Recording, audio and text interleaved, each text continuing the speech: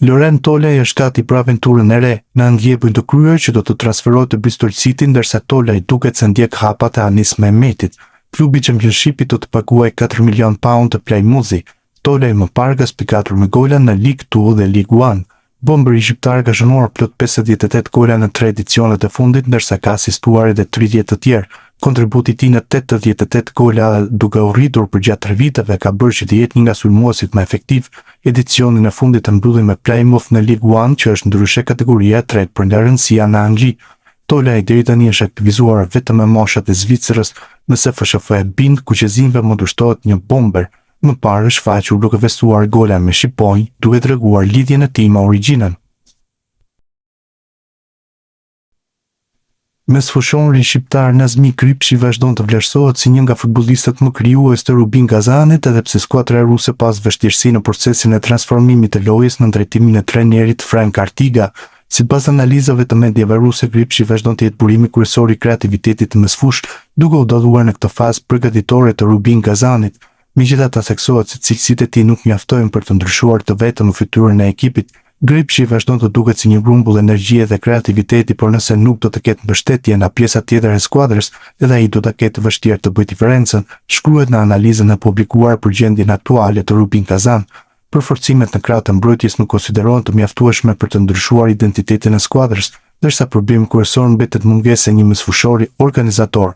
Në këto kushte, pritshmëritë ndaj Kripshit mbeten të larta, por analistët vlerësojnë se mesfushori shqiptar ka nevojë për më shumë mbështetje në repartin e mesfushës, në mënyrë që të shfaqë plotësisht potencialin e tij dhe të ndikojë më shumë në lojën e Rubin Kazanit, i cili sezonin e ri do ta nisë me një përpallje të vështirë ndaj Krasnodarit.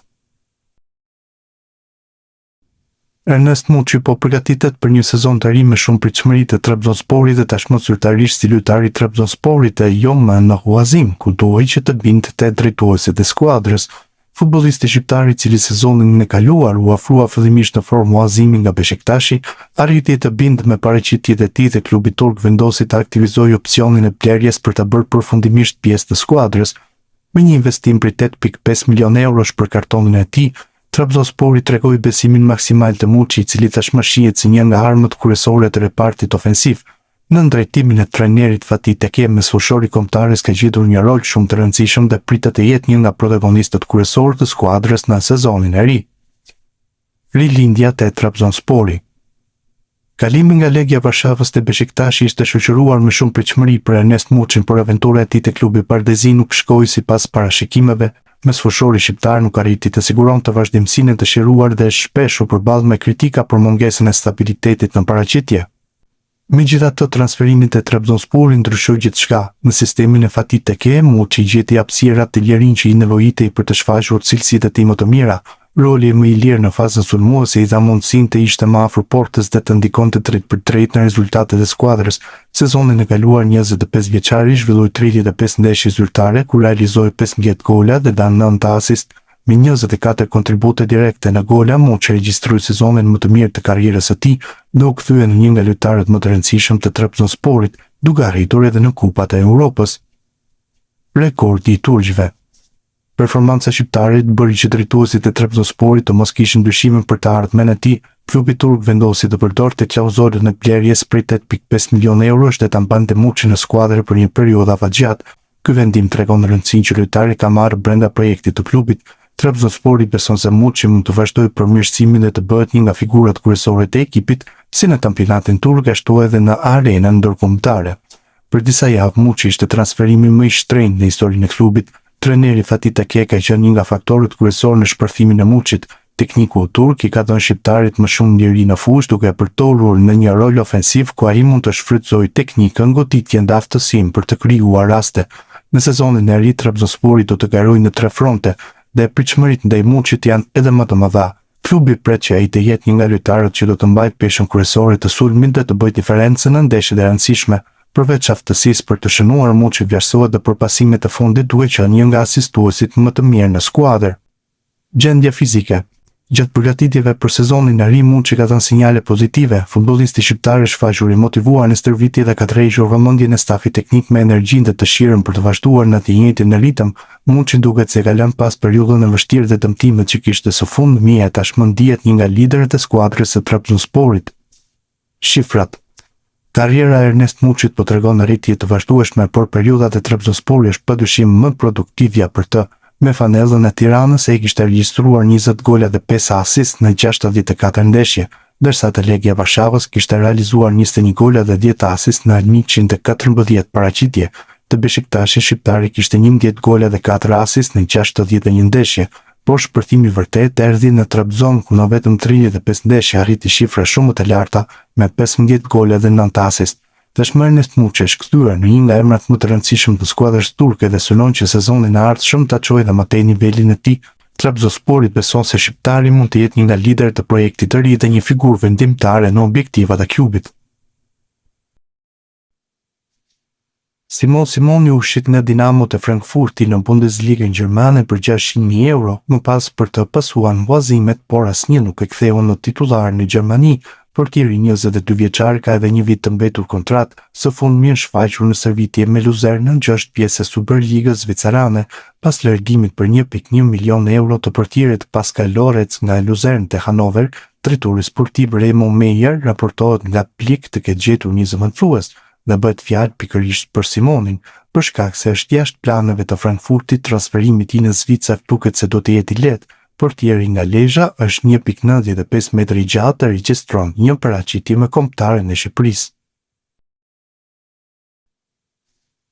Nuk ka marrëveshje për transferimin e Luis Hasës nga Napoli të Frosinone. Gazetari Nikolos Kira raporton se bisedimet kanë ngecur.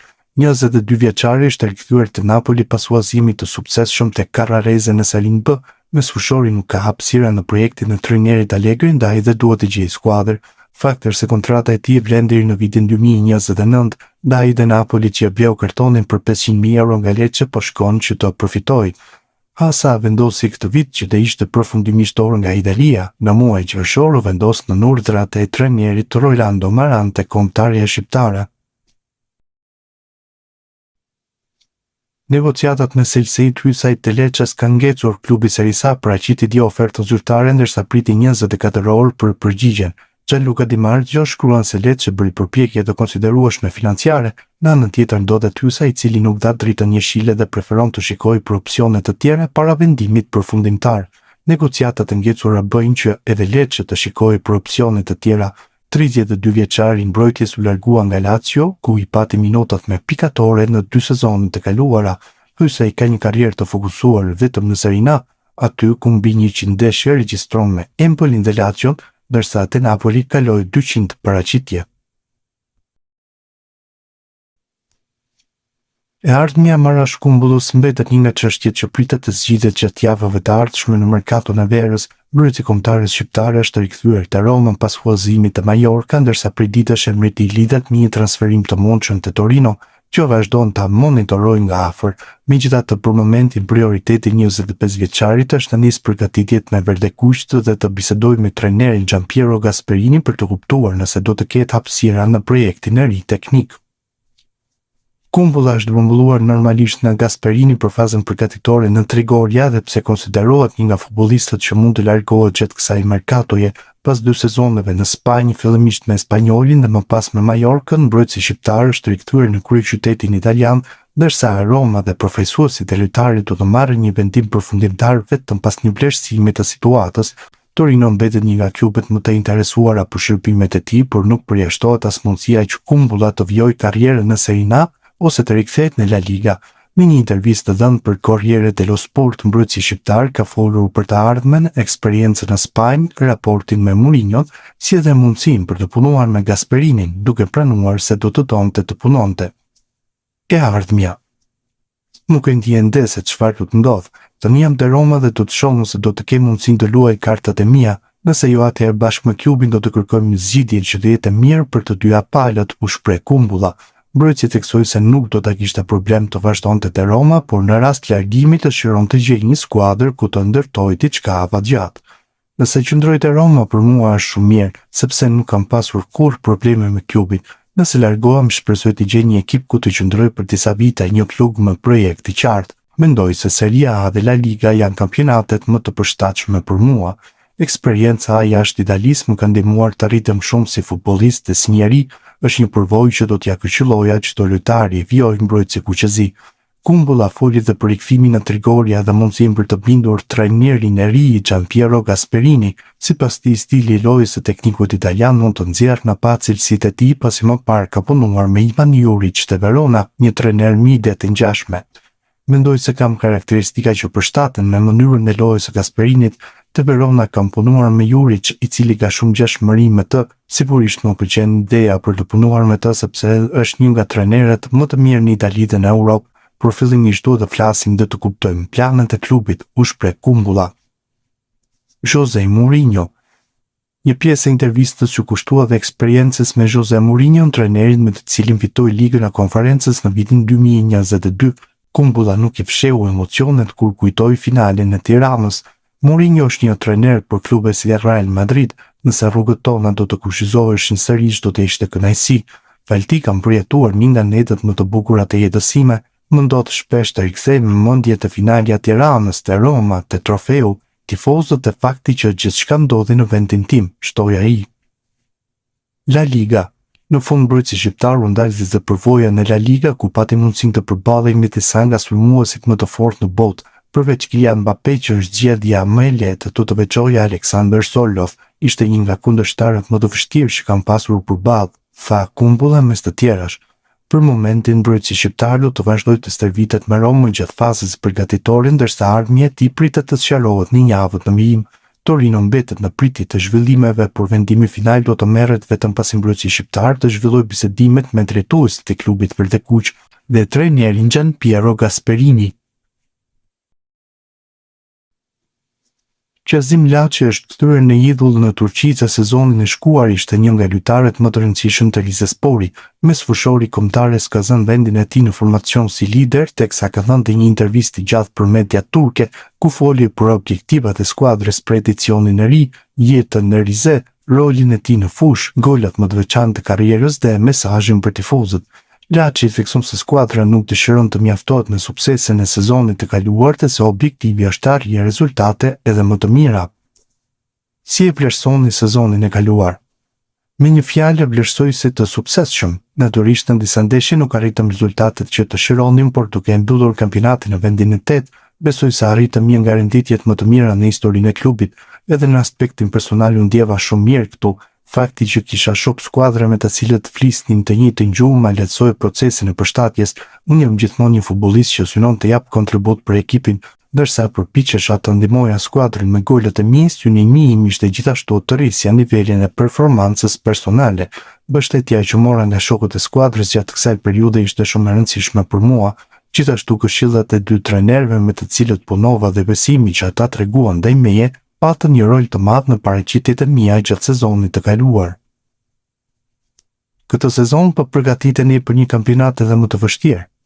Sezonin e kaluar e mbyllëm kampionatin në një pozicion shumë të rëndësishëm për klubin, megjithatë nuk duam të kënaqemi më kaq. Objektivi ynë të sezonit është të ngjitemi dhe më lart të përgatitjet i kemi nisur pikërisht me këtë mentalitet. Në Superligën turke çdo ndeshje është shumë e vështirë të zhvillohet me intensitet të lartë, për të arsye duhet të përgatitesh maksimalisht për çdo takim. Përveç skuadrave të forta që tashmë janë pjesë e elitës, ka dhe ekipe që janë ngjitur nga kategoria e dytë e kanë përvojë të konsiderueshme, prandaj na pret një sezon shumë më konkurrues, edhe ne po përgatitemi në përputhje me këtë realitet. Si po kalon jeta në Rize? Pas ju bashkova Rizesporit në familjen tonë erdhi në jetë vajza ime, duke qenë se është ende shumë e vogël, kalojmë pjesën më të madhe të kohës në shtëpi. Në Rize nuk është e lehtë të gjesh ditë me diell, por kur moti është i bukur na pëlqen shumë të shëtisim buzëletit. Natyrisht kur përmendet Riza të gjithëve u shkon mendja te çaji, edhe nëse herë që kemi mundësi dalim për të pirë çaj. Unë konsumoj mjaft çaj edhe gjatë ditës, mund të them se bi pothuajse në çdo rast. E di gjithashtu se Riza është një qytet i njohur për peshkimin. Nuk më pëlqen të peshkoj, por më pëlqen shumë të ha peshk. Edhe në këtë aspekt jam i lumtur që jetoj këtu. Çfarë mund të thuash për të ardhmen tënde te Rizespor? Aktualisht kam 2 vite kontratë, prioriteti im është ta shfrytëzoj këtë periudhë në mënyrën më të mirë të mundshme dhe të jap Rizesporit kontributin maksimal në fushë. Në këtë moment të karrierës sime fokusimi vetëm është Rizespori, më pas koha do të tregoj se çfarë do të ndodh. Në cilin pozicion ndihesh më komod në fushë? Që nga fëmijëria janë formuar për të luajtur në të gjitha rolet mes fushës, mund të aktivizohem si numër 6, numër 8 apo numër 10, që nga pjesa e dytë të sezonit të kaluar ka mbrojtur kryesisht si numër 10, trajneri merret një liri të rëndësishme në fushë, kur është e nevojshme zbres si numër 8 për të organizuar lojën, ndërsa në raste të tjera kaloi si numër 6 për të ndihmuar mbrojtjen, cili do qoftë roli që më besohet të përpiqem gjithmonë të jap maksimumin tim. Cili është goli që nuk e harron kurrë? Golat që kam shënuar kundër Fenerbahçes dhe Gaziantep janë shumë të veçantë për mua, megjithatë goli ndaj Gaziantepit ka një vend më të veçantë sepse na solli fitoren. Ke një mesazh për tifozët? Sezonin e kaluar patë momente me ulje ngritje në rezultate, megjithatë sidomos në pjesën e fundit të kampionatit krijuam një identitet të mirë loje dhe arritëm rezultate pozitive. Kërkesa ime më e madhe për tifozët është që të jenë pranë nesh në çdo rrethana, ashtu si fitorit i bëjnë ata të lumtur dhe ne lumturohemi prej tyre. Të festojmë së bashku pas çdo fitorie ka një vlerë shumë të madhe për ne. Në futboll nuk është gjithmonë e mundur të marrësh rezultatin që të shëron, edhe gjatë ndeshjes nuk mund të jesh gjithmonë e përsi. Pikërisht në ato momente kemi nevojë për mbështetjen e tifozëve, për motivimin dhe forcën që ata na japin për të ecur përpara. Sezonin e kaluar treguam se çfarë është në gjendje të arrijë kjo skuadër, edhe këtë sezon duam të realizojmë objektiva dhe më të mëdhenj së bashku me tifozët tanë.